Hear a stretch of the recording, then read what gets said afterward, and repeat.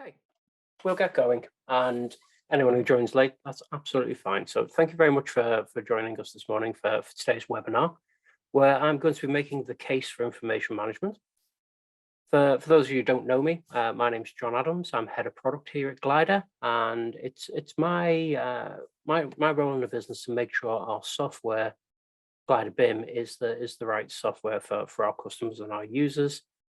But to do that, I also get involved in a number of our information management projects, helping people defining requirements and those kind of things as well. So we are a software developer as well as an information management consultancy, and I operate on both sides of the business. So hopefully, I should have some good insights to share with you today. So we will be taking questions towards the end of the session. So please do use the Q&A box and put your questions in there. The webinar is being recorded. So at the end of the session, we'll go through those Q&A. And if there are some questions that we don't get around to answering, we'll try and contact you and answer those offline. So I'm going to start with a very famous quote. There was never a good knife made of bad steel. And the reason why I like this quote is it's a great analogy for all of the digital objectives we're starting to see in the industry around digital twins, smart buildings, even really good quality information management around things like Building Safety Act. If you don't have good information, all of those things get really difficult. And what's also really interesting about this quote is some people think it was Benjamin Franklin, others think it was Thomas Jefferson, and some people might think it might be Immanuel Kant. The truth is, we don't actually know. We lost that information somewhere in the sands of time. We don't know who said this first. It's a very famous quote attributed to a number of people. So we'll move on to a second quote now. Where is the safe shutdown procedure for the chiller squirting water all over the lobby? Not quite as classic, but again, it could be anyone. Probably not any of these stock images of professional ladies laughing or Lou Bega. But we also don't know that information. Where is the safe shutdown procedure for the chiller squirting water all over the lorry? We lost that information, and it's actually quite hard to get that back because you need to go and do expensive and sometimes intrusive surveys to understand where that information is. And the right time to do an intrusive survey and find information is not when there's water all over the lobby. So it's good to have that information at your fingertips.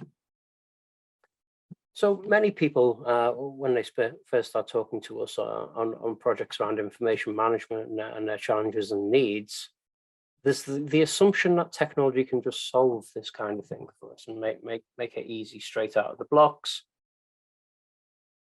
The answer is kind of yes, kind of no, to be honest. There's quite a lot of opportunity for technology to help in this scenario, but it doesn't solve it for us. So this is not a webinar this morning of me selling you some software, certainly not. It's about addressing the challenges around information management. So we're going to look at AI as an example for why technology is useful, why technology is valuable, why it doesn't solve everything for us. There's still work we need to do. So in the world of AI, we're starting to see some disruption.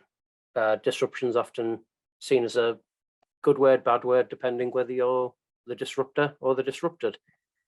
It's just natural. It's what happens, and that cycle of disruption is getting a little bit quicker at the moment as technology advances really quite quickly. So we've seen some of the education sector start to lose some ground to AI. ChatGPT has been a bit of a disruptor in there, but there's been other things as well. Even the mighty owl at Duolingo, which anyone who uses the app knows, these are a team of modern software developers who've created the world's best language app. This is not a legacy system from the 80s. This is a relatively young company doing great work, starting to lose market share to new technology in AI. But what does this AI actually achieve? When you look at ChatGPT, wonderful piece of technology, but you ask it a logical question like, is there more than 40 days in a month? It'll give you a really well considered answer on why there are more than 40 days in a month. When you start reading it, it doesn't make as much sense. And that's because they know that ChatGPT does lack common sense. It can't give its answers the sniff test. It doesn't actually know whether what it's saying is correct. It's a pattern matcher. You've asked it a question, it's found a load of information, it's put it together as coherently as it can, so it reads like an answer, but in this case, it's not right. And that is where technology can be a limiting factor. Human rubbish in, AI generated rubbish out. It's an evolution of the old mantra of rubbish in, rubbish out. We're just seeing different players in the game. But Duolingo haven't stood still and are not letting somebody take their market share. They have been on this journey for a long time around AI. And it's really quite interesting to look at the work they've done to get themselves in a position where they can start taking advantage of this technology. So it's mainly good information management. So they've brought two new tools to market. One that is explaining the answer, so it'll have a conversation with you around explaining the answer, and the other's around giving you journeys, so you can pretend to be in a coffee shop and talk to the chatbot in another language, and it'll try and help you with content. Very clever technology, but how did they get there? Three things go into leveraging new technology: planning, technology, and work. This is always the case if you're trying to leverage technology to your benefit. You need to plan, so you're getting the right technology. You need to bring that technology into your business or into your workflow. Then you have to do the work.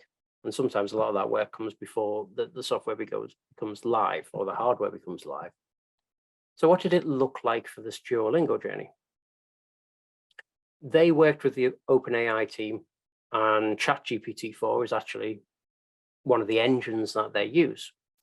And it's important to look at what GPT stands for: Generative Pre-trained Transformer. You can ignore the G and the T, but pre-trained this is a data set it's been given and it's been fed in a very particular way so it can do things to help. They've been gathering language-specific data from app users and the course creators since 2011. They have been managing their information for over a decade and storing it really nicely, looking after it, well-named, well-ordered databases of information that they could use. So that's where they got the information to do this pre-training from. Then there's the human train model, where they actually built their first version of the AI and then worked with it, did some training around it. How can we help? So, and that was a collaboration between the OpenAI team and the Duolingo team. So they work together to train the model. So there's a model that sits behind it. So these are new concepts. This idea of a advanced data model, if you get it right, it can help you. If you get it wrong, it'll tell you there's more than 40 days in a month. Then they put some feedbacking into the tool. So as a user, when you get something right or wrong, or you say something, they capture that, and that helps build on this model. So the model is constantly evolving the more you add to the training. Then they reinforce it from human feedback. So they ask for your feedback. Was this right? Was this wrong? Do you think your answer should have been accepted? And then they worked from historical ways of teaching languages. They've built that in to create the journeys. What should people learn in what order? So they've done all of this work. So no shortcuts here. Identified some technology that could help. What data did we have? And luckily they'd looked after it. And because they're a relatively modern company, they knew from the start that. Lots of people say data's the new oil, or data is money. It can be, and it doesn't have to be. It's up to you whether you leverage it. Money in your pocket is money in your pocket. Badly managed data isn't very valuable at all. Well-managed data for a purpose is very valuable. So they understood this and they did this work. And hard work pays off. They will remain as a market leader in the space with some high quality technology. So what could that look like in our industry? So this is Facility Fox AI. It's not a real app. It's not a real Fox. And it's something that I made up just for this presentation, really. What I did to prove that this technology is good and viable, as I used an image generator and asked for a facilities management Fox in a pink hard hat in a retro anime style. And this is what I got. Quite a lovely graphic, an entirely unique piece of artwork that took me about 5 minutes to create by clicking through and saying, no, no, no, no, perfect. And if we had this technology, an AI generated facilities management type software or facilities information management type software, what would we need to do to make it work? So this doesn't exist yet. And why doesn't it exist? We're going to look at some of those details now. We don't call it planning plus technology plus work. We're starting to call it an information management platform. That's coming out of the government and industry interoperability group, the GIG. And they're making a lot of sense when they're talking about information management platforms. It's not one piece of technology. It's not one database. And it's not that one system rules them all and everything else spins around it like satellite systems. You're going to have different systems for different purposes connected for good reasons. But what do we need to make the Facilities Fox useful? Structured O&M manuals. At the moment, O&M manuals can be procured well, can be procured less well. But mainly the information is in PDF format or Word format. We're handing over documents to a greater or lesser degree of success and quality, but it's mainly documents. Turning that into structured information. So equivalent to that language database, what can we do with our structured O&M information? Then this idea of a reference data library. How do we get consistency in delivery and operations? So we've got standards, we've got templates, we've got information delivery plans, we've got naming conventions, we've got standard designs, things that we can reuse to make sure that we're doing things the same way in a repeatable fashion. And someone mentioned to me the other day that as an industry, we're not great at learning from our mistakes, but we're even worse at learning from our successes. When we do something well, we're not great at repeating that. Manufacturers' data is another challenge for the industry in terms of how do we bring about some technology to understand our problem with the chiller squirting everywhere. We may have the safe shutdown, but we need components. Where do we find them? How do we know what's still available? Manufacturers' data, and there's a lot of work going on out there in the manufacturing space to bring us data, but there's also quite a lot of confusion in what we need, what do designers need, what do contractors need, what do operators need, what do owners need. Manufacturers are wrestling with that problem at the moment, trying to structure that data in a useful way. Then we've got the structured data sets for our asset information. Quite a lot of people have heard of COBie, not everyone's heard of BRIC yet. COBie is a structured schema for taking information from the construction phase of a project into the operational phase of the project. So construction, operation, building, information exchange. The IE is it's a mechanism, information exchange for moving information. But BRIC it's a similar idea, but it's done in a different way to support smart buildings and smart technologies. So there's a little bit more richness in the way the information is connected. So both still viable, both still useful, and they can be aligned together if you have a project requirement delivering BIM information, but your master systems integrator is going to need a BRIC schema for the smart systems. We can do that because we've got structured data that we can map to each other. Interoperable model data and geometry. So getting information into formats about our buildings that won't degrade with version updates. So we never get to the point where a model's too old to open. And we also have one that's in an open format, so we can interrogate it. We can ask modeled information, good questions, and receive structured answers. So the native files, the design toolkits out there, they're brilliant pieces of technology for creating information models. How we hand over an asset information model into that operation space, it's better if we can use the open formats, so we can use that information in operation. Then we've got knowledge bases and trusted forums and places we can go for answers. I've found an issue. I've gone through the fault finding. It's not working. Safe shutdown isn't working. Has anybody else had this problem? Right now, forums they do exist, but they're probably not that well structured for finding things. They've got decent search engines on them, but you'll know yourself if you've tried to fix a household appliance. There's good information, there's bad information, there's some things you think may or may not apply. It's quite difficult to work your way through. And then we have usage information. How are people actually using our built assets? And can that inform the way we work? For example, if nobody is using a particular floor of a building at a certain point in time, then's a great time to go and do the light bulb changes, or do a survey, or inspect a piece of equipment. So if you know that you have good opportunities, you can work that into your maintenance schedules and make that process a lot smoother.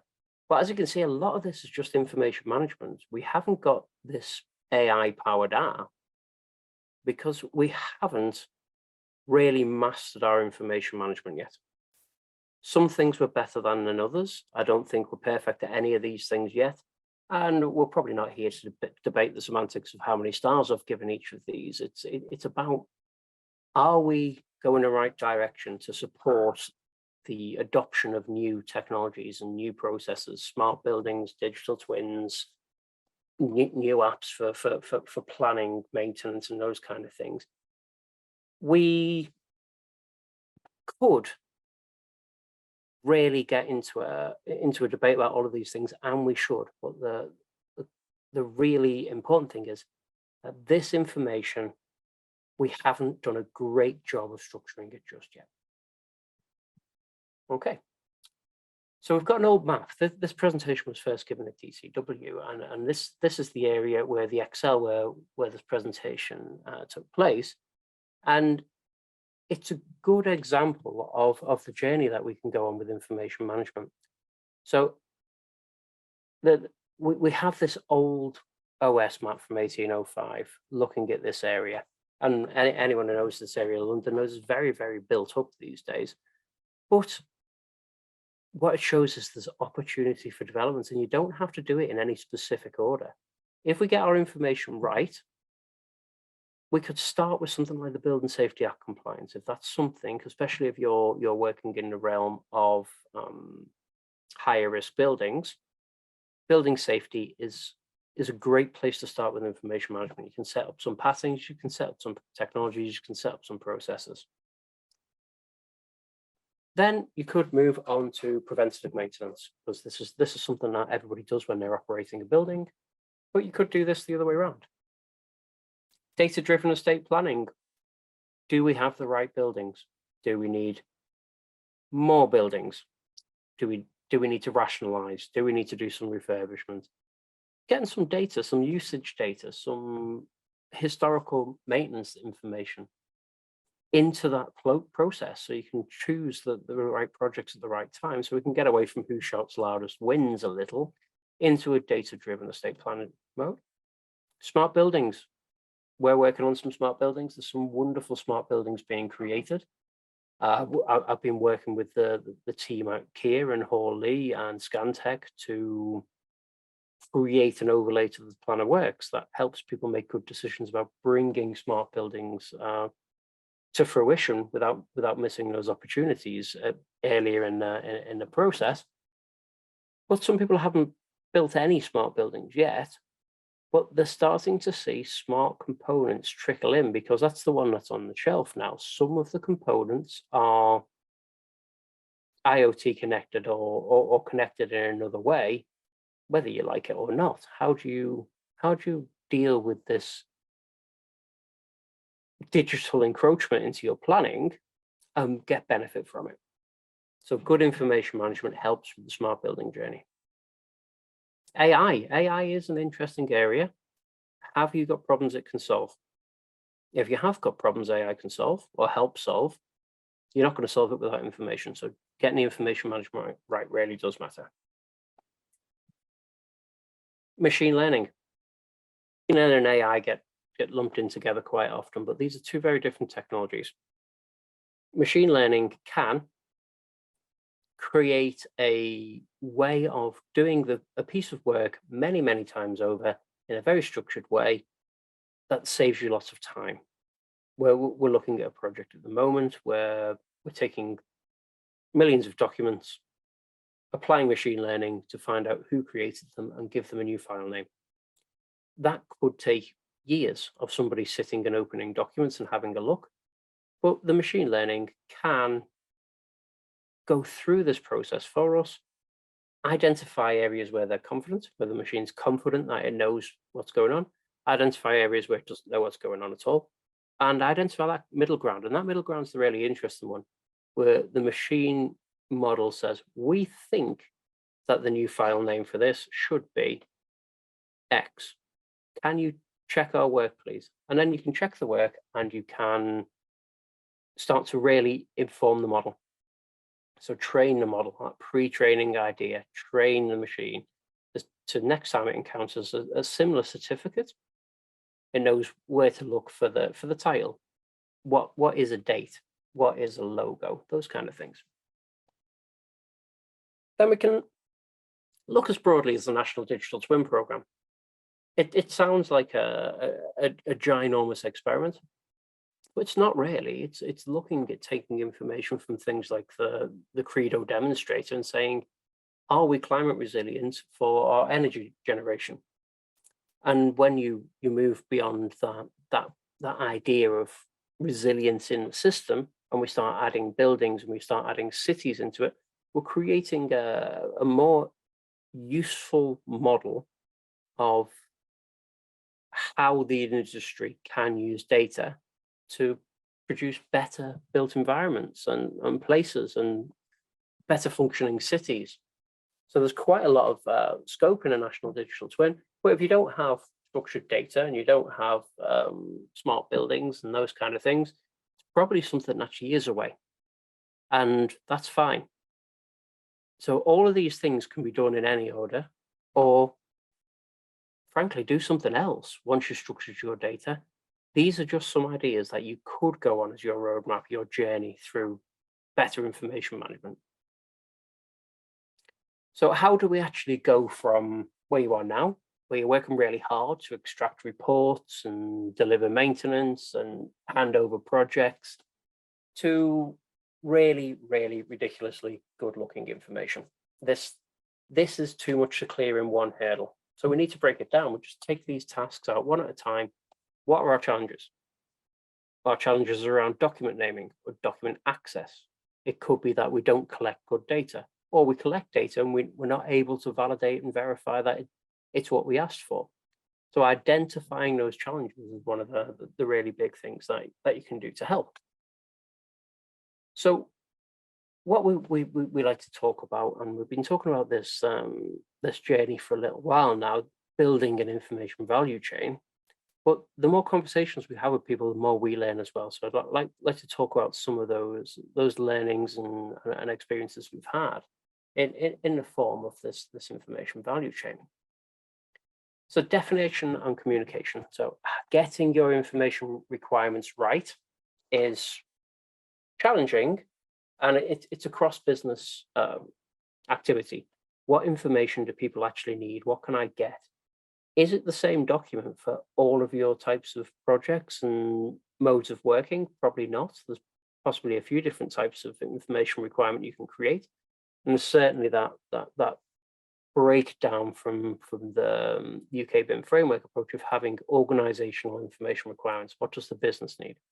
Asset information requirements. What do we need to know about assets?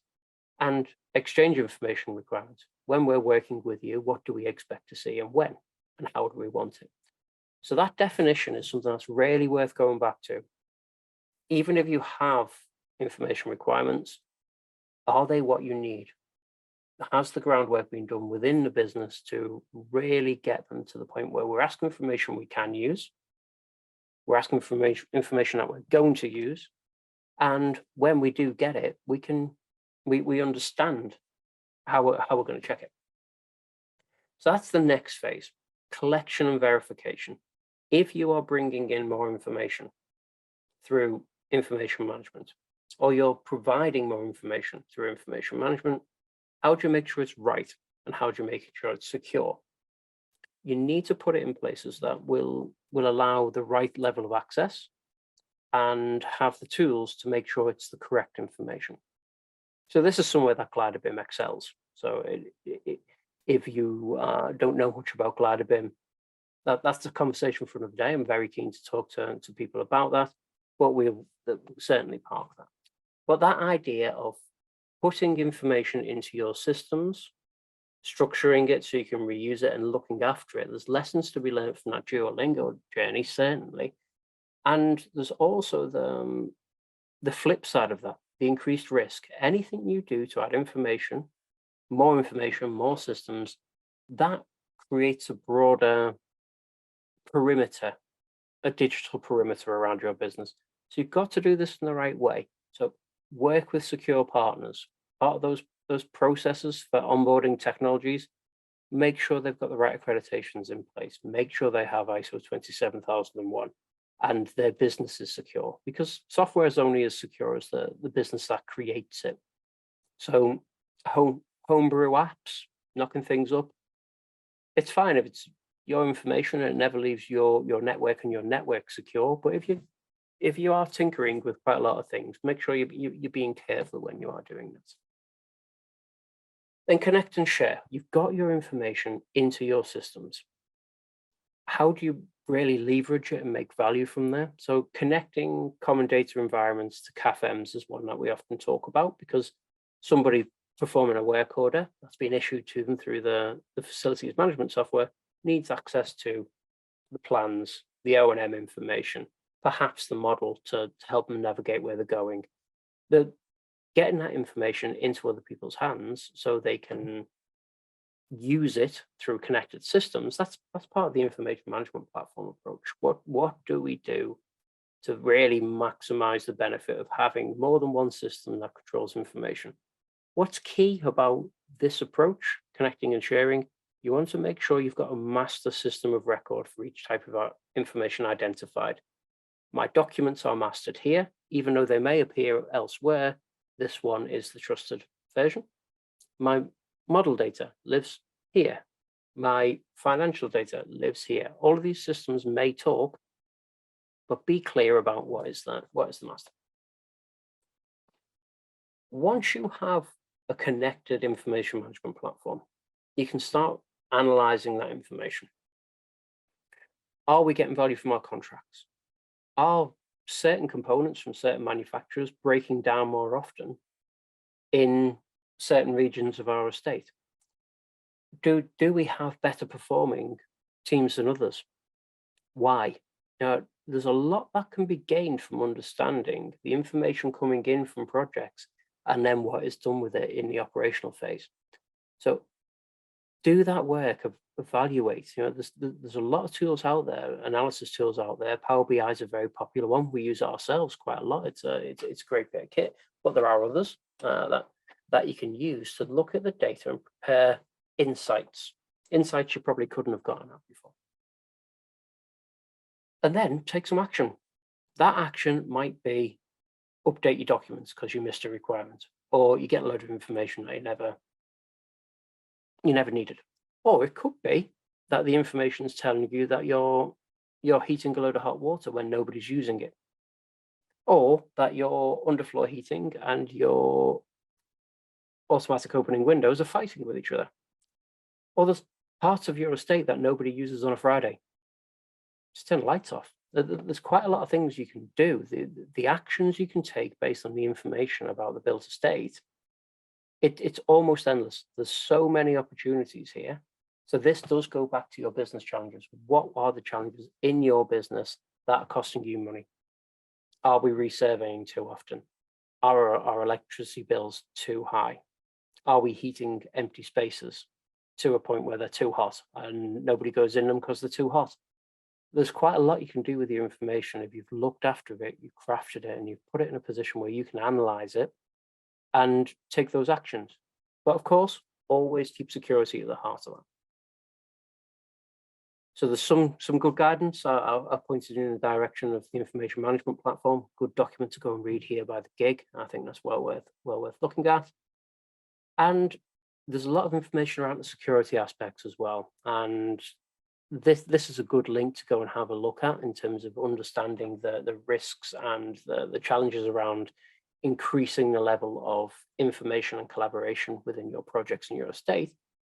And there's a great example here of a casino that was infiltrated using their IoT fish tank.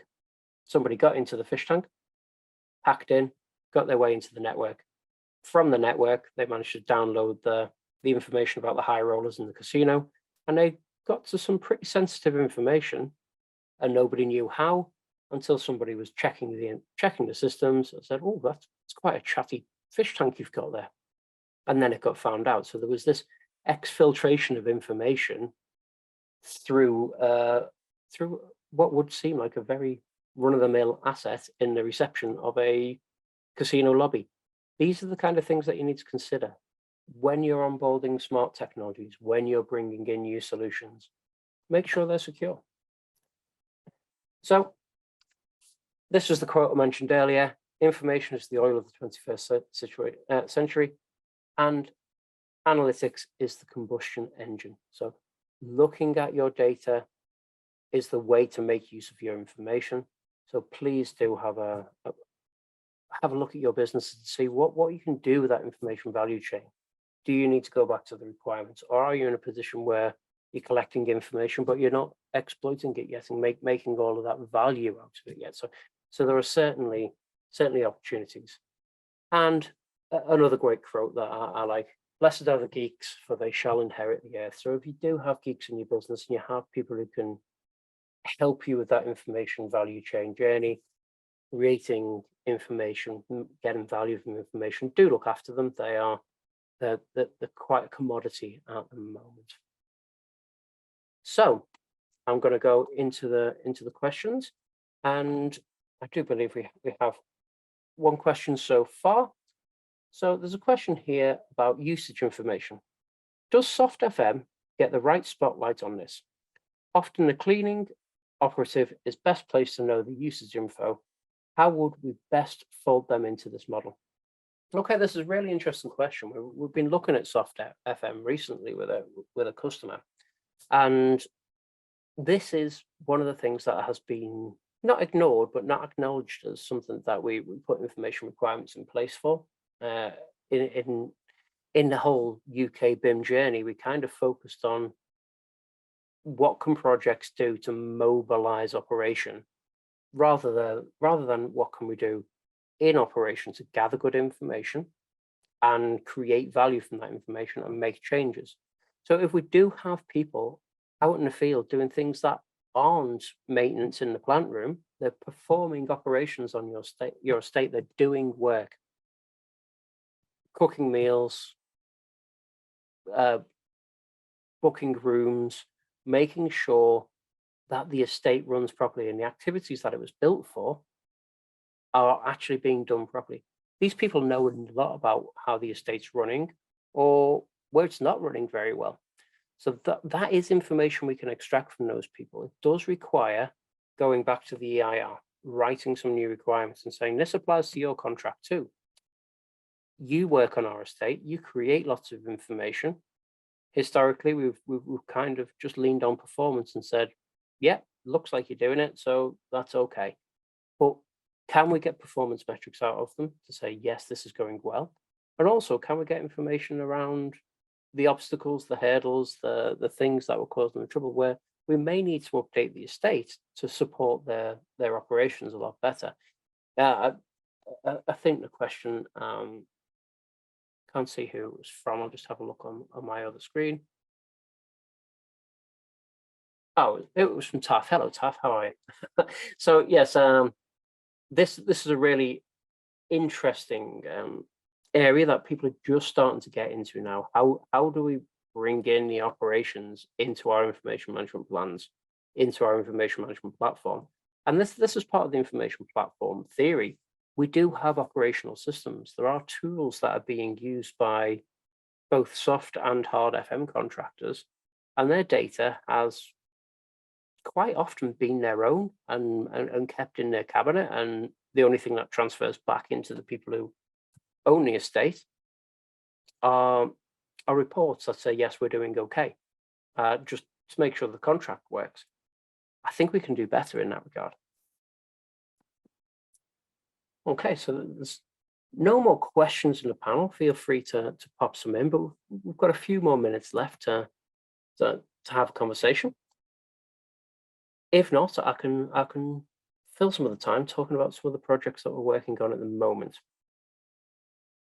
Haven't seen any questions pop in just yet, so I'll circle back to the machine learning project that we're currently working on. So that machine learning project, that's leveraging information that we already have within the Gladwin platform.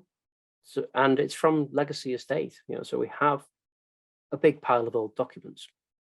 Those documents are some well named, some okay names, and some of them not great, if I'm honest. So how do we know what they are? And how do you do assurance to make sure that you're running a safe estate, you're running a compliant estate, when you don't know what's in your documents? So that's what that project's about.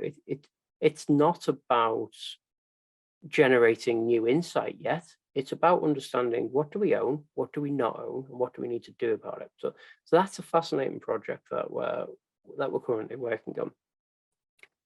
We're also working with one of the government sector bodies to create a proof of concept of a digital twin. The digital twin sometimes upsets the apple cart in terms of a conversation, and I think that's probably because we've got some misunderstandings in what a digital twin is and isn't, and how simple one can be. So when we think about buildings, we're always thinking about those complex scenarios. We need to model the whole thing, have data for the whole thing, because it's an interconnected realm. A smart building with lots of connections in it, and quite a big one at that, it almost runs like its own town. Lots of people, different districts, different things, lots of interconnected issues. But when we look at the Credo demonstrator that I mentioned earlier, that was done by Centre for Digital Britain, that was looking at a broader area in terms of landmass, because it was looking at a portion of the country, to say, if this river floods and it impacts this generator, this piece of electrical infrastructure, can our telecoms and our water systems in the area connected to this generation, can they stay online? What is the impact of the spread of a flood in this particular area? So as much as it's a very impressive connected model, and it's a digital twin of the connections between these physical assets that look after our critical services, it's not that much data. It's certainly not all of the data that we need to know about our electric grid. It's certainly not all we need to know about our telecoms or our water. And if you think about that strategically, that's putting all of that in the same place. Every bit of information we know about our energy, water, telecom situation, you're creating a very sensitive asset there. So the idea of that piece of digital twin work was to get only the information that was needed to understand impact, and then you can make decisions on actually, does it make any sense to invest in this particular water asset when it's so vulnerable to something 3 miles away? If we put the money over there and we make that more resilient, we're actually adding more resilience to our system than working on our own estate. So it's some really big thinking that can come out of modeling these scenarios and creating digital twins. This is challenging within the building realm. So trying to think of smaller use cases. How do we handle hot water?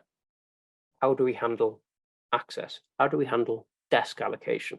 Looking at them as individual problems that we can create data about, we can create models around, and we can tinker and we can play in a safe digital environment, saying, if we do this, we could have this impact. That's beneficial. That'll cost us something, rather than model everything.